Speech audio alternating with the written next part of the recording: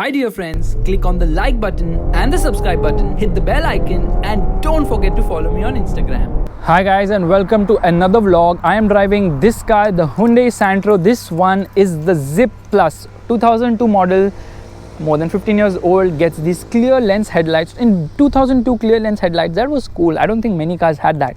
The design, it's a tall boy design. It's a love it or hate it. I actually like the Santro a lot. That time I think my school teacher had one and I used to always look at the car. I always found the Santro a very attractive looking car because of the pricing, because of the tall boy design and probably because of Shah Rukh Khan as well.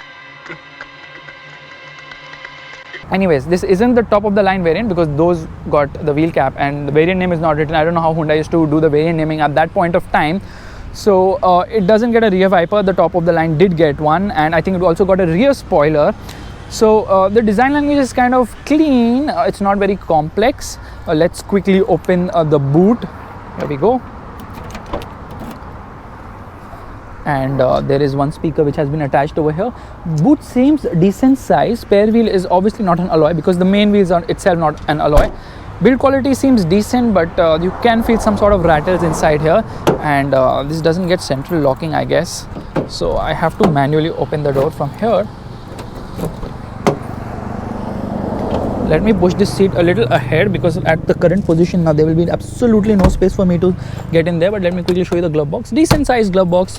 Speakers have been integrated nicely on the dashboard, and this is the rear seat of this car. So this is the reason why the Santro became so popular, because the tall boy design. Headroom is decent, although my hair almost touches everywhere because of my height, which is 6 feet 2 inches, and my hair which is spiked like 20 inches. And you can see the seats seem comfortable. Not the best in terms of under thigh support. Leg room and knee room is kind of decent. There are no door pockets, and there is no power window either on this car.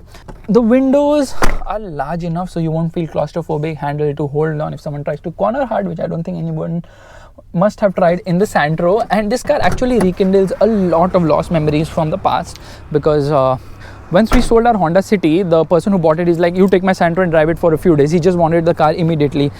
So right now we get into the driver's seat, and this is the antenna, manually adjustable.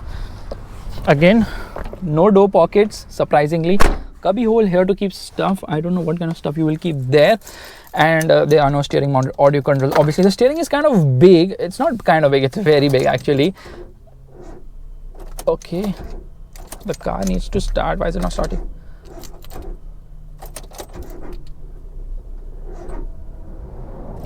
Okay, so the car isn't starting right now. Some issue with the battery, I guess. Anyways, we'll come back to that later. Audio system, I think it's aftermarket. Let's play it.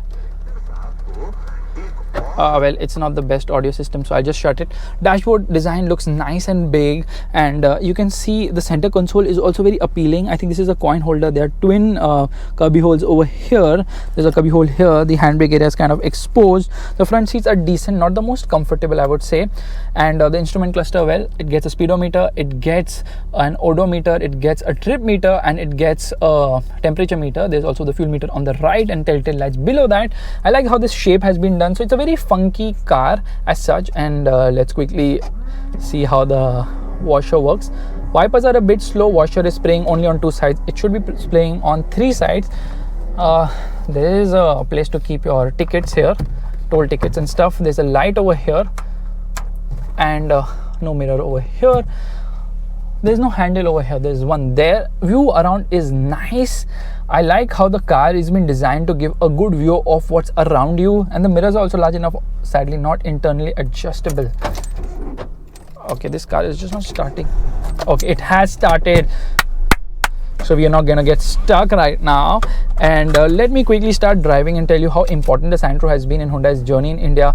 So the car which launched Hyundai in India, and after the Santro they came up with the Accent, and then Accent had multiple features like the Accent Viva, and I personally loved the Accent 1.6 GTX, I think Tornado or something that called. So Hyundai used to really experiment with crazy names for their cars, which is fine, because at the end of the day, a growing company or a new company which is establishing itself can position itself however they want, and that's where Hyundai kind of excelled pretty well. So let me quickly stop here and give it the beans. Here we are, revving the motor, wheel spinning into second gear. and now we are into third. It's ironic that in spite of this car being so old, still doesn't feel old at all when you're driving it. And it actually loves the beans in the city, because once I get past a certain speed, then it starts to struggle. But it's not yet struggling. Right now I'm in 4th gear, pulling it hard and fast. And yeah, now you can see it don't remain straight, so it gets affected a lot by wind. And the steering is surprisingly not very light at these speeds. So I'm taking this corner with my right foot buried to the ground, and it's actually giving me some sort of feedback. So that's impressive. And I think I need to get into 5th gear now. There we are.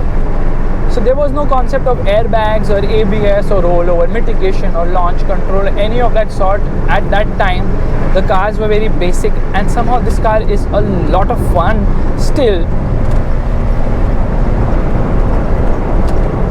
Some sort of rattles, but the amount of rattles in this car are much lesser than what I've encountered on other cars of the same time. And something banged there. Anyways, yeah, so rattles are much lesser than, say, a Maruti car of the same age, although the Zen which I had driven was in immaculate condition. So the wheels aren't very large, which means that there is some sort of issues over bad bumps, because the wheels are too small and they're not able to gobble it. But the good part is that the tires offer decent grip. Obviously the tires are kind of gone on this car, which is expected considering the age. And again, right now when I'm trying to pick it up at higher speeds in higher gears, there's no resistance as such. It's pulling quite well, and in that sense I really feel the Santro is doing an exceptional job. Okay, something is rattling at the rear seat. The power to weight ratio does go for a toss. Now this 1.1 liter engine in this particular car produces around 60 horses and 90 Newton meters of torque. I'm sorry, I don't have the exact figures. In terms of mileage, it returns around 14 to 15 kilometers per liter. It gets a 5-speed gearbox, and you can see the kind of play the gear lever has. It's a lot. But hey, that's expected, because this is an old car, and at that time it was all about comfort and city usability, because hatchback meant garib.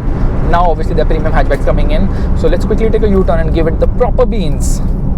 So we are all set to give it the beans. First things first, let me turn off the air conditioning. It's making a lot of noise and it is boiling hot. You can see a lot of sweat already, and it's just been 2 minutes I've been in this car.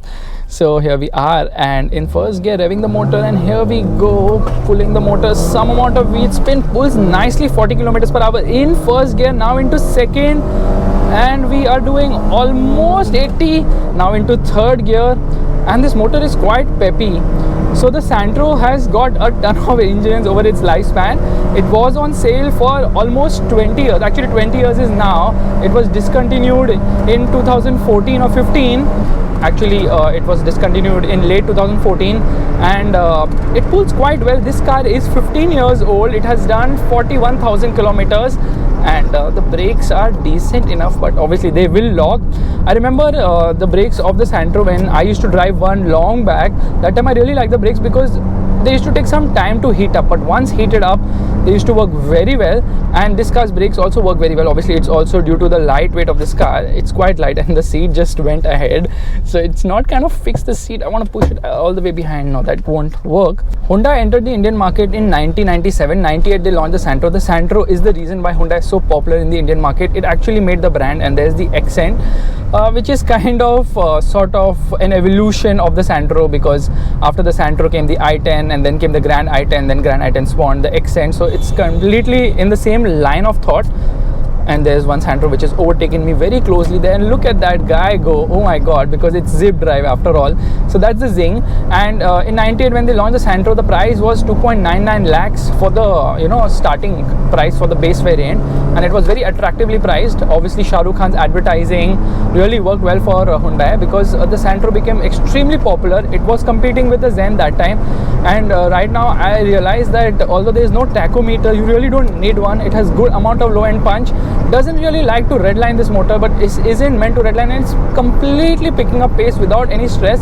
So this car has really what I would say, been reliable, because even after 15 years it just doesn't feel old. It just doesn't feel like it's lost some beans in the process. So here we are to a halt, and my goodness, it's so hot. Let me turn on the AC blower, and the AC is not really working, but it makes a lot of noise. So it's time to give it the beans, and this time I'm going to give it a very aggressive launch. So here we are, all set to go. Let me turn off the air conditioning to get some additional power and reduce the noise in the cabin. Looks like everybody's going before it turns green. And here we go, revving the motor, some amount of wheel spin. NVH levels aren't the best. There's a lot of wind noise as well as road noise which comes into the cabin, but somehow this motor is quite refined because there aren't vibrations. This particular one is powered by 1.1 liter engine. They initially launched it with a 1 liter engine, and then they came up with the 1.1 liter engine. So there was the zip drive which got the power steering and which made it very zippy. I wouldn't twirl the steering right now to show you how zippy it is, because then I would topple probably. And then they came up with the Zip Plus. This is the Zip Plus. Zip Plus got clear lens lights and stuff like that.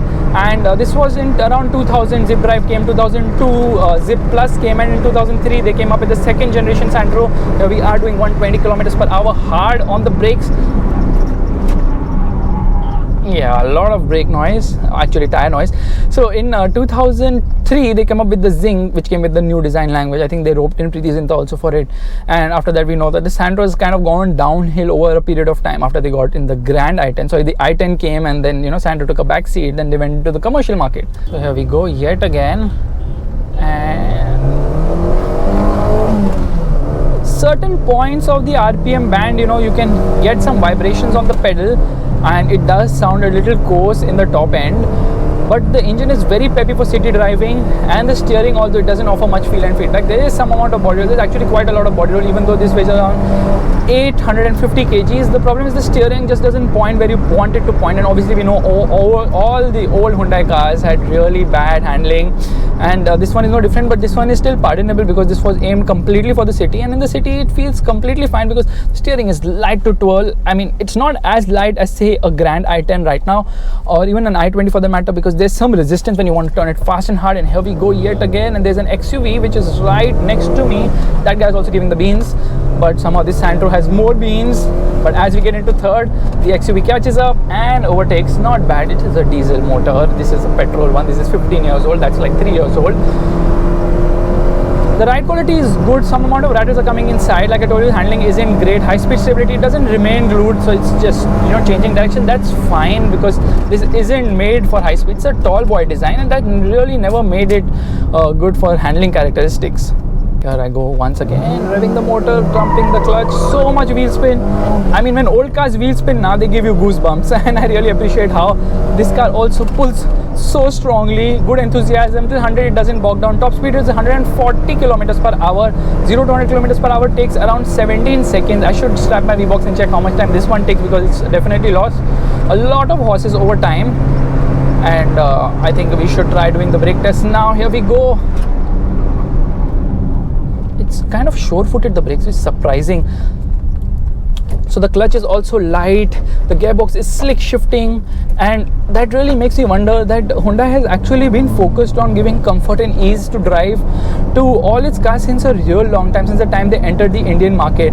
And this car, when it was on sale, it performed brilliantly. In fact, when they discontinued it, Hyundai was still selling 30,000 units a year, but then they wanted to push the i10, then they discontinued the i10 as well, and I think this car went into the commercial market too. So as you've seen it, the Sandero has been a legend. It's coming back this year. I don't know if it will still have the soul of the current car.